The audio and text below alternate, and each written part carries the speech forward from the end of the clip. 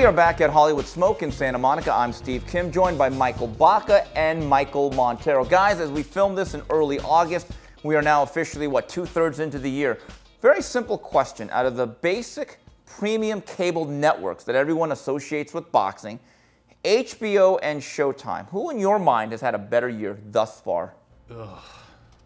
This is trying to decide between Hillary and Trump. It's just two piles of shit. Whoa, political. I think you're thinking too hard on this one. Yeah, geez. I mean, HBO had a slow start to the year, but they're picking things up. And generally speaking, with these kind of arguments, I go with who had the fight of the year. And that obviously is Vargas Salido. That was on HBO. So they have a better year than Showtime. I don't know. Man, I completely disagree. I don't know. Body of work. Showtime has given their subscribers their money's worth over the entire year. They've been consistent with big fights. I know the Thurman Porter fight was actually on CBS, presented by Showtime, but do we count Showtime in that? I don't know. There's this muddy PBC on Showtime on CBS. I don't know what the hell's going on thing. So I don't know. Can you consider that Showtime or not? Well, besides the facts, let's give that to CBS. I still think Showtime has just given us more fights, and I think that's important rather than just looking at one fight. Other than Salido Vargas, what other HBO fight can you even remember? That's a great question, and that's the other issue. I think with Showtime, you're getting volume. Yes. You are getting volume. And then the quality, I don't think there's that much different, because if they've each had defining moments. I think PBC has a larger roster. I think they're playing with the larger checkbook right now. Time Warner HBO is going through some issues, okay? Yeah. Damn you, Rupert Murdoch. But anyway, and the other issue is, though, HBO, I think, has the most dominant and best fighters. However, we're here to watch fights. Yes. So to me, when you're watching Gennady Golovkin against Dominic Wade, that's akin to them showing a Beyonce concert. Let's face it, it's a one-person show, and you know the outcome. So you have to kind of balance the thing. I think one of the issues that's going to happen, there's still a lot of years to play out here. We've got September all the way through December. Now, the other issue with HBO is their most definitive fights coming up, they're on pay-per-view. Yep. That's another $65. Yep. So, they're going through a transition stage right now. So the HBO budget has problems. It's across the board at HBO. It's not just with their sports programming, but that's related to the Time Warner thing. That will get sorted out. Hopefully. And over the next couple of years, I think. Hopefully. I have faith. I think it's going to take a little longer than just this year, but it will get sorted out. But I don't know. When you compare HBO and Showtime, I don't think either has had a particularly great year. But the better fighters are on HBO. We still have a few months left, and I know that some of them are pay-per-view, but if we get Canelo, they're promising Canelo and Golovkin again by the end of the year on regular HBO.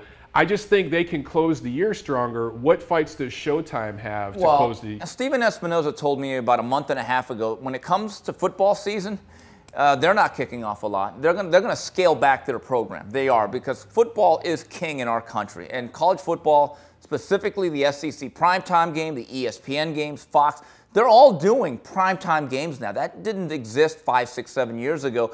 But I think to Mike's larger point is, if you are a boxing diehard and you're getting HBO or Showtime not for stuff like Game of Thrones or Ray Donovan or The Night Of, and you're specifically doing it for boxing programming, and you're a reasonable fan, I agree with you, Mike. I think this year, Showtime, for their subscription, if you're a boxing fan only, they are kind of giving you more bang for the buck. I agree with you there, Mike. Absolutely, and it comes in waves, because it wasn't too long ago we were talking about, is Showtime ever going to put on boxing again? And I think it was when the PBC first started, right?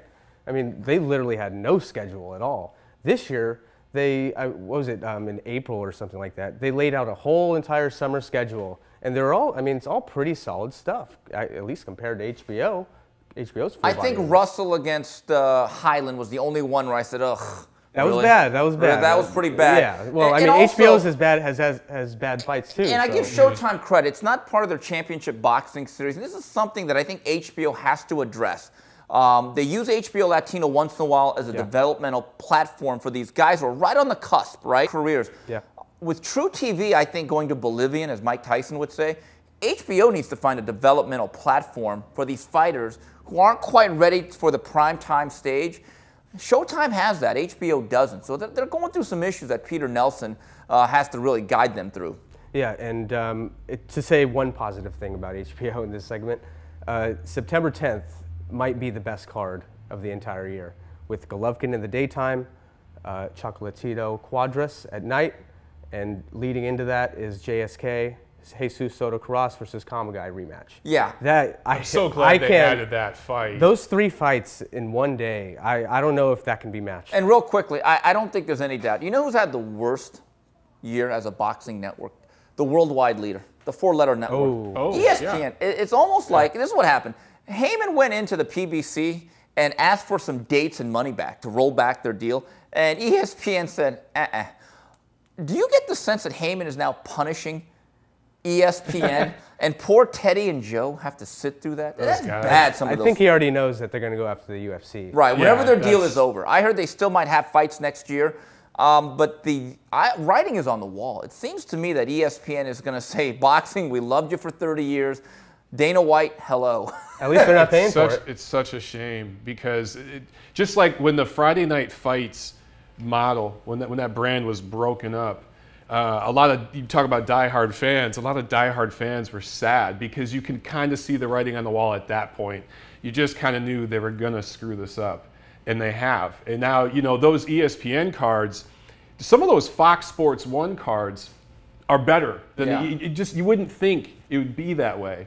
It's, unanimous that ESPN is the worst of the year so far. All right, well, that's it for this edition of the 10 Count. On behalf of Michael Baca and Michael Montero, this is Steve Kim saying goodbye, everybody.